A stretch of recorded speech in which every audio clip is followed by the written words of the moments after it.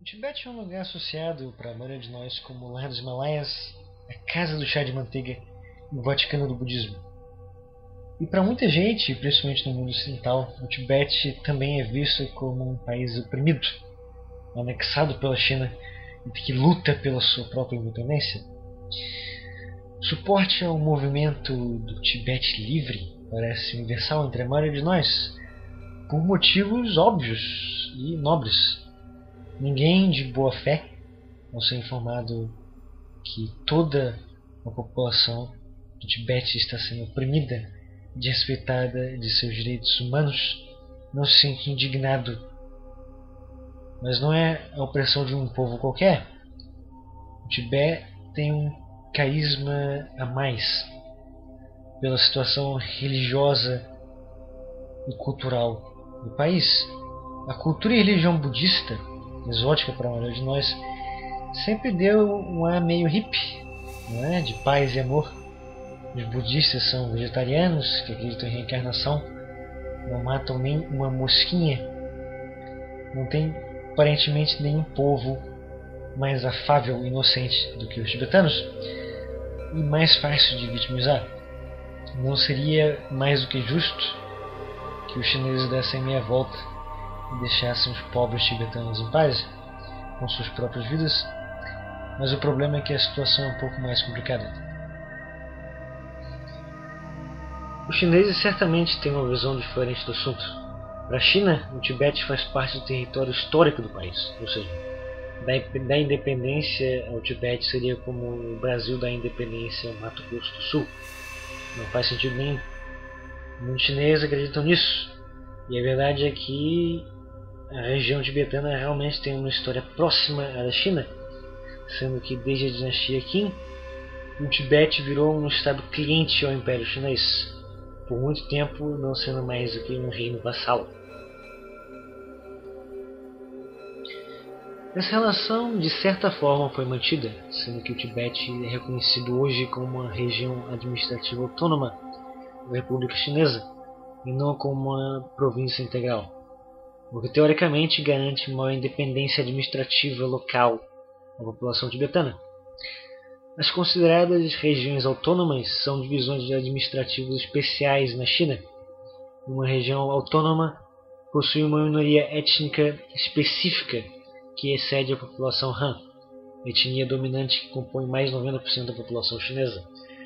Exemplos de outras regiões autônomas, além do Tibete, são as regiões de Xinjiang e da Mongólia Interior, ao norte da China.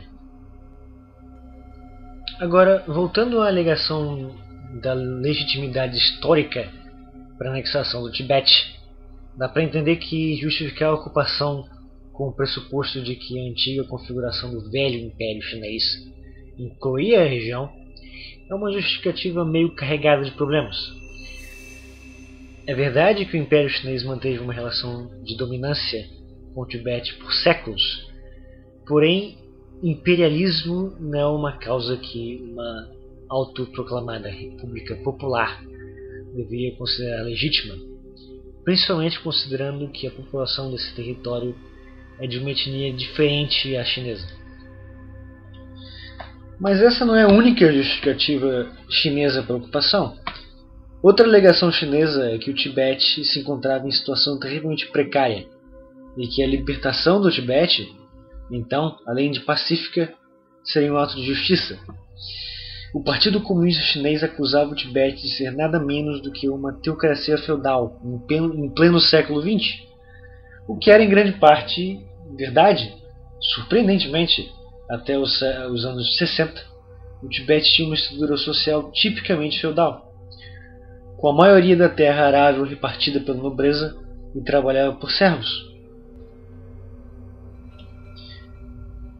Entre os senhores feudais estavam os próprios lamas, a classe dos monges. Extensões enormes de terra e de riqueza pertenciam ao número minúsculo de monges que habitavam os vários palácios do país. Os camponeses eram uma classe completamente servil, presos na terra e subordinados à nobreza, obrigados a trabalharem não apenas para o seu próprio sustento, mas para pagar os pesados tributos impostos pelas classes dominantes. Algo parecido com o que você veria na Europa dos tempos medievais. Os servos tinham de pedir permissão até para casar e para enterrar os seus mortos.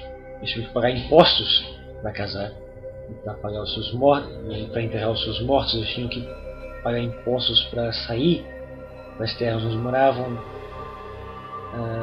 Os mais baixos na hierarquia eram virtualmente escravos. Eles não tinham direito algum. Os monastérios tinham inclusive o direito de tirar crianças de suas famílias. Elas tiravam os meninos da família frequentemente para iniciá-los como monges. Esses monges eram obrigados a trabalhar nos templos o resto de suas vidas como basicamente domésticos. Monges que, inclusive, com a ocupação chinesa, a muitos foi dada a opção de abandonarem os seus postos nos templos, e muitos aceitaram. Sem dúvida, a sociedade tibetana era uma sociedade altamente estratificada, com diferenças horríveis entre os mais ricos e os mais pobres. E é claro que a reação natural de muitos defensores do Tibete livre, ou pelo menos aqueles ingênuos o suficiente para acreditar que o lugar era um paraíso utópico, antes da China ter posto as mãos lá, é de negar que esse feudalismo sequer existiu. Ou então tentar argumentar que era um sistema, na verdade, benéfico, de algum modo, para a população, ou no mínimo menos pior do que o que a China fez. Agora, para o governo chinês mostrar que o Tibete é um lugar melhor para se viver sob sua administração, é assunto de interesse para o cultivo de sua própria imagem. O termo sociedade feudal é frequentemente usado de forma pejorativa pelo Partido Comunista para descrever o que o Tibete independente era. E é de conhecimento comum que o governo chinês não é tímido com a utilização de propaganda política e censura para se autopromover. Pode até se dizer que é uma justificativa colonialista que um povo conquistado por ser atrasado, portanto será beneficiado pelo seu conquistador mais civilizado. Uma justificativa semelhante que as potências europeias usaram para colonizar a África no século XIX. Mas é muito difícil dizer que a situação precária que o Tibete se encontrava antes dos anos 60 tenha piorado. E a mão de ferro do Partido Comunista Chinês, quando revestida pelas luvas de seda da modernização, mostra que, pelo menos superficialmente, conseguiu melhorar a qualidade de vida da população média. A expectativa de vida certamente aumentou bastante, de 35 para 67 anos em 2000. A mortalidade infantil, então, passou de 43% em 1950 para 0,661%. Quer dizer, hospitais modernos, educação secular, infraestrutura, são algumas das vantagens que o Tibete experimentou com a troca de governo, sem dúvida. Sobre o Dalai Lama. No budismo tibetano, o Dalai Lama é considerado basicamente a reencarnação de Buda na Terra, e a posição é considerada mais alta dentro da hierarquia tibetana tradicional. O presente Dalai Lama que conhecemos é o 14º dos Dalai Lamas reconhecidos pela religião, e desde a revolta do Tibete em 1959 se encontra exilado junto com o seu governo. Ele ganhou o Prêmio Nobel da Paz em 1989 e é considerado uma das figuras espirituais mais influentes do mundo. Todo esse carisma é atribuído à fascinação mundial com o budismo e à simpatia universal dos ocidentais com o povo tibetano. O governo chinês, por outro lado, tentou politizar muito o homem, né? Geralmente o retratando como uma entidade manipuladora interessada apenas em ganhos políticos. Agora, eu não conheço o cara, eu não tenho dúvida que ele tenha interesses políticos em relação à independência de sua terra natal, mas eu duvido muito que ele vai restaurar uma teocracia feudal na região, como já sugeriu o governo chinês, a menos que ele seja louco. A verdade é que, independente do Dalai Lama e de toda a controvérsia envolvendo a história do Tibete, seria provavelmente do interesse do povo tibetano escolher o seu próprio destino, seja ele espiritual ou sociopolítico. E ia ser especialmente bom para os tibetanos que eles conseguissem declarar em seu país uma democracia independente. Seria fantástico, mas virtualmente impossível.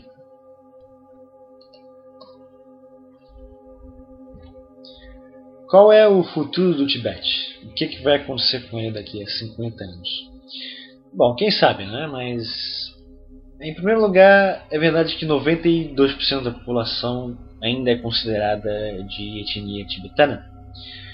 Mas aos poucos a língua chinesa vai entrando na vida da população, principalmente nas cidades grandes, em especial Lhasa. Os chineses garantem que a população Han é pequena e controlada, porém o processo de assimilação parece quase inevitável. E o mais importante, a China não tem absolutamente nenhum interesse na independência da região. Em termos estratégicos, a China tem no Tibete a sua maior fonte de água potável, sendo a China um país seco, com um quarto de seu território composto por desertos. A fonte de água é muito importante para o futuro da nação chinesa. Isso não é algo que eles abririam mão facilmente. Ok, em segundo lugar, o Tibete também é uma fronteira natural entre a China, o Paquistão e a Índia. Agora, o Paquistão e a Índia são dois países bem concorrentes na supremacia chinesa na região. São dois países que possuem um exército poderoso e ambos têm seus próprios interesses locais naquela região do Tibete, dos Himalaias. E por último, sejamos francos, a China não vai simplesmente largar a mão de um território 3 vezes o tamanho da França só porque a opinião pública de vários países acha que ia ser legal se ela fizesse. Não é assim que funciona. Nenhuma nação do mundo reconhece formalmente o governo tibetano, e com uma boa razão. Reconhecer o governo tibetano ia ser uma perda de tempo. A China nunca vai liberar o Tibete. E ninguém quer testar a paciência de uma potência nuclear. O próprio Dalai Lama já abandonou a ideia de um Tibete completamente independente da China. Hoje ele fala só em maior liberdade política e religiosa. Então, qual é o futuro do Tibete? Bom, o futuro do Tibete é o futuro da China. Ou seja lá o que o governo chinês quiser para o Tibete. Eles estão completamente nas mãos deles. E não há nada que ninguém possa fazer a respeito.